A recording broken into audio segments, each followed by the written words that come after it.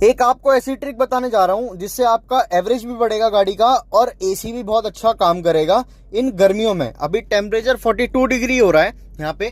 और आपको करना क्या है, अपना एसी के ब्लोअर को या तो 1 पे ले आओ या फिर 2 पे ले आओ, और जो अपना एसी वेंट है अपनी साइड कर लो, इधर वाला एसी वेंट बंद कर दो, उधर वाला भी एसी वेंट बंद कर दो, साथ ही इधर वाला एसी वेंट अपना ऑन कर दो, और अगर पीछे भी है आपका तो पीछे भी बंद कर दो।